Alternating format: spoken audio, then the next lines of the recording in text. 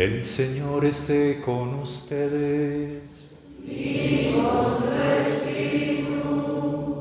Proclamación del Santo Evangelio según San Marcos. Gloria a ti, Señor.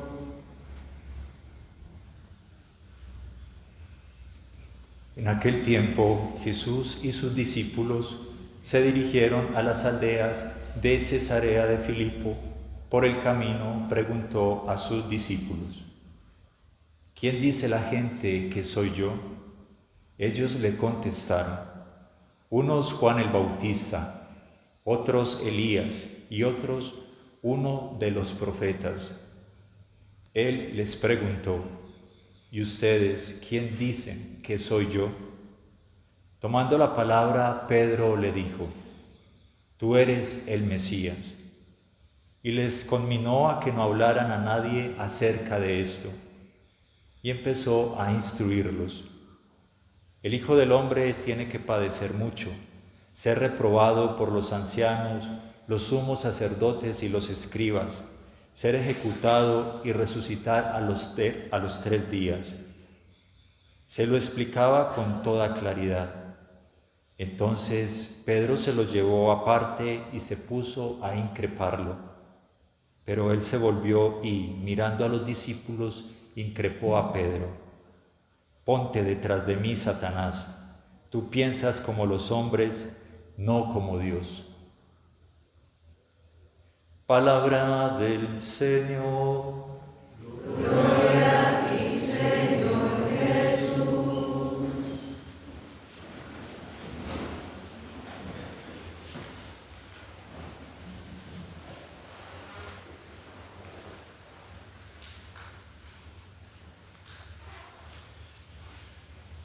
A pesar de que el Señor les explica a sus discípulos, sus apóstoles, de manera muy clara y sencilla, cuál es su misión de salvar, de Mesías, de traer la victoria que el pueblo de Israel estaba esperando y de cómo se debía realizar esa misión, que era a través del sufrimiento, no sin el sufrimiento, sino con el sufrimiento y la tribulación. En medio de la prueba, a los discípulos les costó mucho comprender esto, porque ellos estaban convencidos de un triunfo y una victoria histórica, acá en este mundo, en esta tierra. Ellos concebían una esperanza mesiánica más al estilo político, al estilo militar, como los grandes triunfos de David. David fue muy protagonista para el pueblo de Israel, porque nunca en toda la historia del pueblo judío habían tenido un caudillo, un líder, un pastor, un rey, un gobernante como lo fue David para Israel. En un tiempo en el que los 12 pueblos, las 12 tribus de Israel, cimentadas en los 12 hijos de Jacob, estaban divididos entre ellos mismos, se peleaban a muerte entre ellos mismos, se perseguían a muerte. David logra, o más bien el Señor a través de David, logra la unificación del reino. Y no solo la unificación del reino de las 12 tribus, que vivieran como hermanas, como una familia verdaderamente, sino que por esa unidad que se logró en ellos como familia, como pueblo y como nación, también lograron extenderse hasta otras naciones y conquistar otros pueblos. Y el pueblo judío siempre mantuvo esta nostalgia de un rey como el rey David. Pero Dios, a través de los profetas, estaba prometiendo un rey mayor y superior, descendiente de David, pero superior a David. Y cuando viene Cristo y se presenta de manera tan fantástica, porque eso fue lo que generó la presentación pública del ministerio de Jesús, cuando toda la gente se comenzó a asombrar del poder que brotaba de Él, de la autoridad que brotaba en su palabra, de la sabiduría tan grande que había en Él para hacer rendir toda fuerza ante Él, incluso las fuerzas de la naturaleza. con una capacidad más sorprendente incluso que la del mismo David, porque en Cristo se conjugaban los misterios del poder profético. Los reyes solamente tenían la misión de gobernar, y cuando era la dimensión profética tenían que llamar a los profetas, que eran los hombres conocedores de los misterios de Dios, y siempre el rey tenía que consultar a Dios a través del profeta. Para ofrecer un sacrificio el rey no podía ofrecerlo por sí mismo, sino que tenía que convocar a los sacerdotes.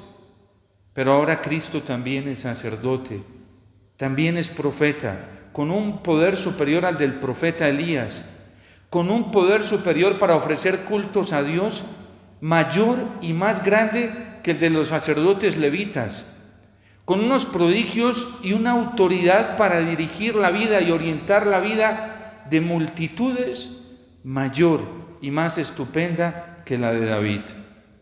Y por eso cuando le pregunta en Cesarea de Filipo a sus discípulos, ¿quién dice la gente que soy yo? Pues algunos dicen que eres Juan el Bautista, porque de ti están surgiendo unos prodigios más grandes que los de Juan. Otros dicen que eres Elías. Algunos incluso lo confundían con Jeremías, por lo que se habían significado estos profetas para el pueblo, por la autoridad y la valentía que tuvieron. Otros dicen también que eres alguno de los profetas. Y el Señor los encara y les dice: ¿y ustedes? ¿Quién piensan que soy yo? Y Pedro levanta la voz y dice: tú eres el Mesías, tú eres nuestro caudillo, tú eres la promesa cumplida del Padre, tú eres esa auténtica liberación y victoria que todos estamos esperando, tú eres el anhelo de los que esperamos en Israel, la victoria sobre los opresores, la victoria sobre todos los sufrimientos, las angustias. Tú eres eso. El Catecismo de la Iglesia Católica, cuando nos habla de estos títulos mesiánicos que trae Jesús, en ellos trae la respuesta al anhelo de nuestro corazón, como Cristo Mesías, como Rey, como Hijo de Dios, como Señor, como Salvador, porque Cristo responde a todos los anhelos que tiene nuestro corazón, por lo menos en donde no ha muerto la esperanza todavía, donde todavía hay esperanza cristiana, esperanza de paz, esperanza de unidad, esperanza de libertad, esperanza de verdadera fraternidad, esperanza de verdadera comunión, esperanza de plenitud. Para quien todavía no ha perdido la esperanza y sigue creyendo que eso es posible alcanzarlo y que viene de Dios, Jesús, Cristo, es la respuesta para todas las inquietudes del corazón humano, como nos lo enseña el Concilio Vaticano II en la Gaudium et Spes. Y esto es lo que Pedro confiesa, y por eso el Señor en el Evangelio de San Mateo le dice: dichoso tú, hijo de Juan, porque esto a ti no te lo ha revelado. Esto no lo revela la capacidad intelectual, porque no viene de la carne. Esto no lo revelan los grandes estudios teológicos, las maestrías, los doctorados, los conocimientos de libros, porque no viene de la carne. Esto a ti te lo ha revelado mi Padre del cielo, que sabe revelárselo a la gente sencilla que verdaderamente lo está buscando en el corazón. Por eso feliz tú, Pedro. Pero nos muestra los evangelistas cómo el corazón humano, después de experimentar la grandeza del amor de Dios como Pedro lo está experimentando, la grandeza de su mesianismo, el corazón se ve envuelto en tribulaciones y Pedro claudica. Cuando Cristo comienza a decirle cómo va a ser ese triunfo y cómo va a ser esa victoria. Y es la tentación que se nos presenta a nosotros todos los días cuando nos viene una prueba y una tribulación a causa de Cristo, a causa de la verdad, del bien y de seguir al Señor. Queremos salir corriendo, escondernos, queremos huirle al sufrimiento, no queremos toparnos y nos desesperamos incluso buscando alguna solución o medicina que nos quite el sufrimiento y no nos damos cuenta que estamos cayendo en la tentación. querer evadir el sufrimiento en este camino cristiano es picar la tentación. Por eso el pueblo de Israel, sobre todo los rebeldes, desobedecieron al Señor porque querían un camino sin sufrimiento. Ya después del pecado original, el Señor le dice a Eva, tienes que sufrir, porque estas son las consecuencias. ¿Vas a salvarte? Sí, pero debes asumir la fatiga, el dolor. Adán le dice, vas a sufrir porque estas son las consecuencias del pecado.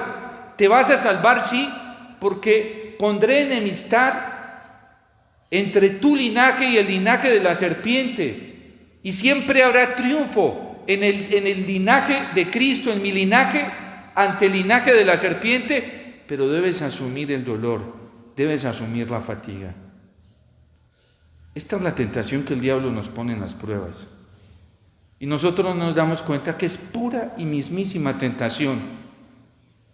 Y cuando uno hace hasta cosas espirituales, prácticas espirituales para no sufrir, uno no se da cuenta que está cayendo en lo que cayó Pedro hoy.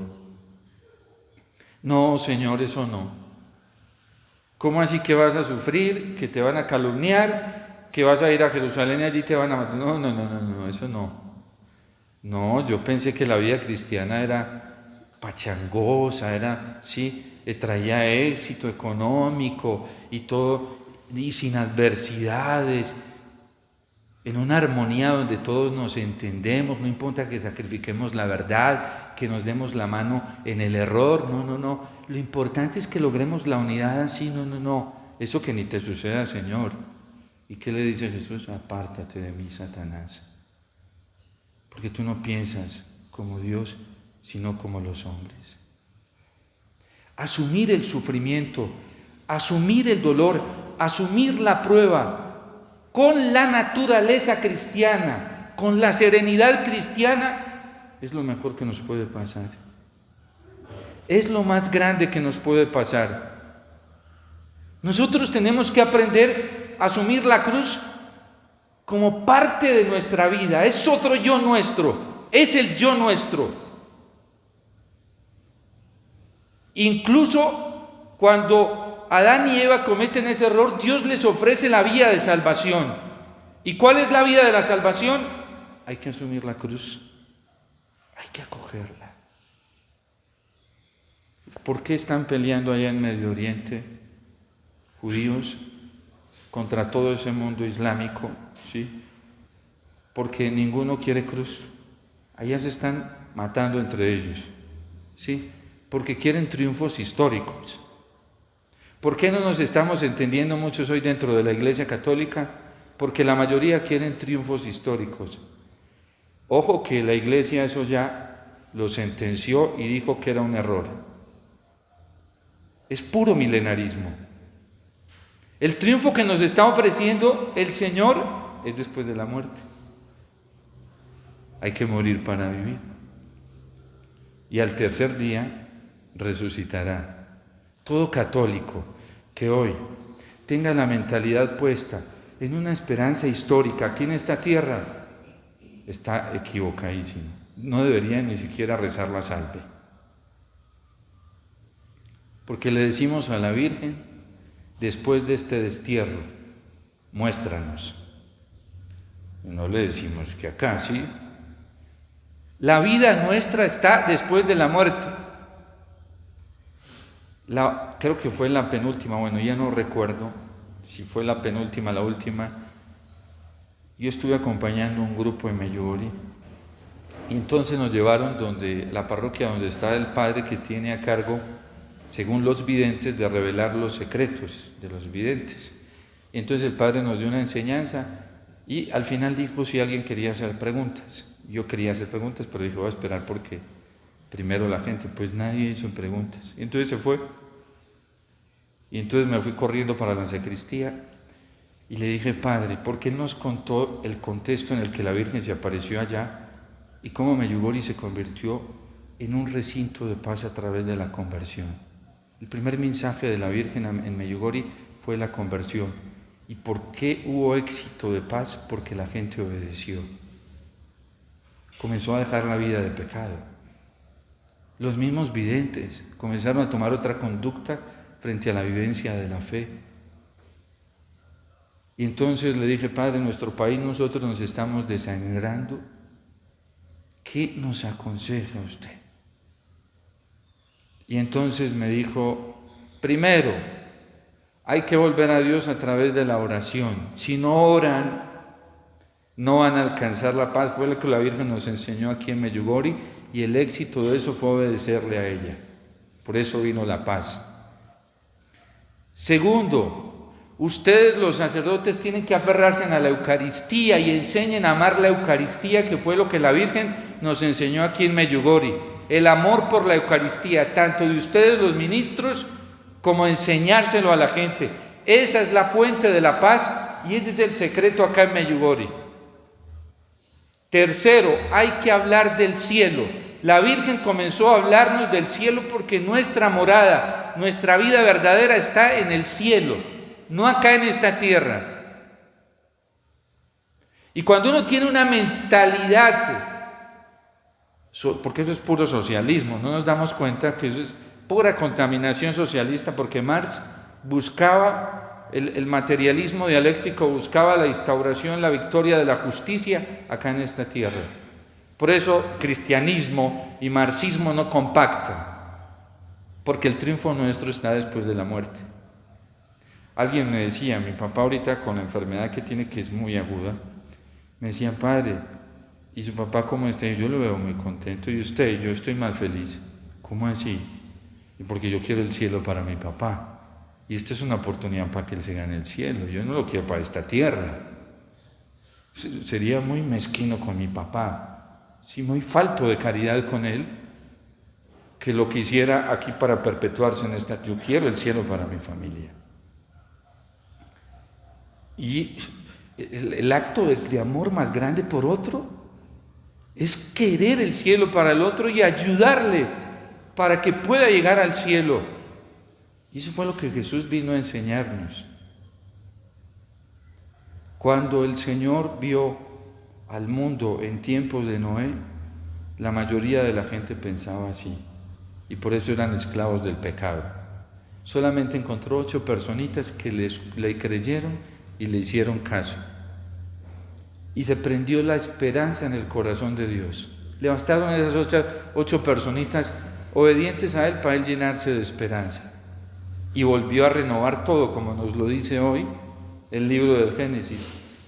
Esto lo meditaba San Pablo y por eso llega a decir en la carta a los Corintios: el amor todo lo cree. Puede que toda la humanidad esté ciega, sorda, y resulte una sola persona en la humanidad que le crea a Dios, y eso vuelve a encender su esperanza.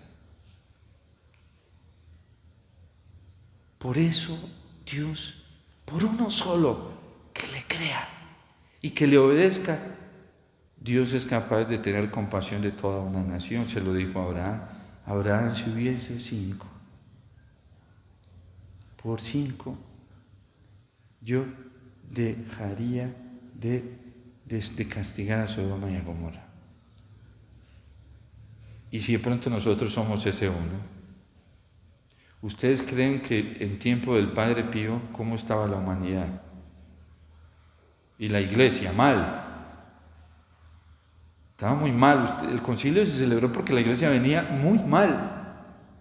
Y a Dios le bastó la respuesta de ese hombre, su obediencia, y como él asumió el sufrimiento, no como Pedro, sino lo asumió como un regalo, le bastó para tener compasión de todos nosotros.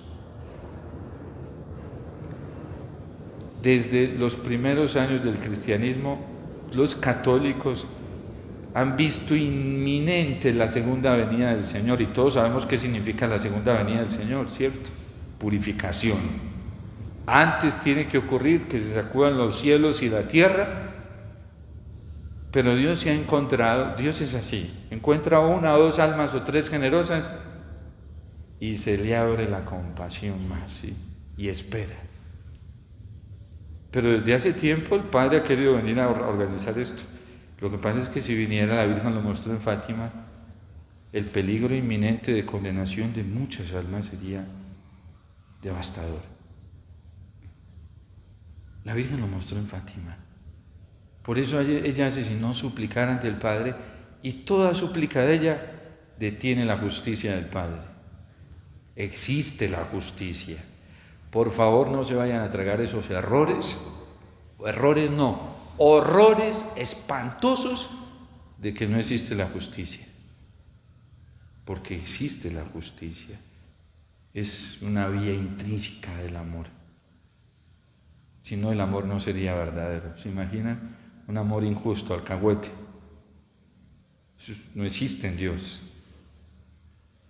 No existe. Entonces, Dios nos está dando la oportunidad y es necesario que el Hijo del Hombre sufra. ¿Y en quién? En cada uno de nosotros. Para eso se encarnó. El día del bautismo pasó a vivir en nosotros y quiere padecer en nosotros para bien nuestro y para bien de todo su cuerpo místico. No le huyamos al sufrimiento. No andemos buscando alternativas para no tener sufrimiento, que nos hacemos un daño espantoso. El sufrimiento es un tesoro, un regalo muy hermoso que Dios nos dio. Y hay que asumirlo como eso, como un tesoro y un regalo muy grande. Todo el que no quiera asumir el sufrimiento hoy con las pruebas que estamos viviendo va a terminar o traicionando al Señor como le pasó a Pedro, como lo hizo Judas, o apostatando del Señor como lo hizo Pedro. De hecho, en la iglesia hay mucha apostasía por eso, por miedo. Lo vemos. Sacerdotes llenos de cobardía, predicadores que predican el evangelio trasquilado, por miedo, para que no les interrumpan la evangelización, como si el Espíritu Santo fuera dependiente de ellos. Es una apostasía. A nosotros nos puede dar miedo, es que si nos matan por Cristo, maravilloso. El Señor dice, felices ustedes. Esa es oportunidad de llegar rapidito a la vida nueva. Si nos persiguen por Cristo, eso es un regalo inmerecido que nos llega. Se nos aparece así la lotería rapidísimo. Si nos calumnian por Cristo, eso es una bendición. Deberíamos, como hacían los santos, de ir a besarle los pies a quien lo haga y decirle gracias, porque te estás convirtiendo en la oportunidad más grande que se me puede haber aparecido en la vida. Que nos desprecien por seguir a Cristo, eso es un regalo grandísimo y deberíamos ofrecer la Eucaristía por esas personas llenos de felicidad, porque no merecíamos eso. ¿No es que eso nos lleva más rápido a la vida del cielo, a la felicidad del cielo? Y eso nosotros, San Ignacio de Loyola en los ejercicios, cuando te habla de los 3 grados de humildad, dice que el tercero, que es perfecto, ya debería estar buscando sufrimientos y humillaciones por Cristo. Pidámosle entonces al Señor hoy esa capacidad de darnos cuenta de que el sufrimiento es un regalo muy grande. Cuando puedan, vayan y confronten esto en la encíclica Salvados en la Esperanza de Benedicto XVI, numeral 37, donde dice cómo el sufrimiento es el lugar para alcanzar la verdadera esperanza cristiana, viviendo esto unidos al Señor, y ahí está la curación, la sanación y la salvación, la paz, la libertad. Todos los frutos que da el Espíritu Santo están ahí escondiditos. Entonces, que el Señor nos ayude y nos unamos a Él en la Eucaristía, en esta realidad, junto a la Virgen y también a San José.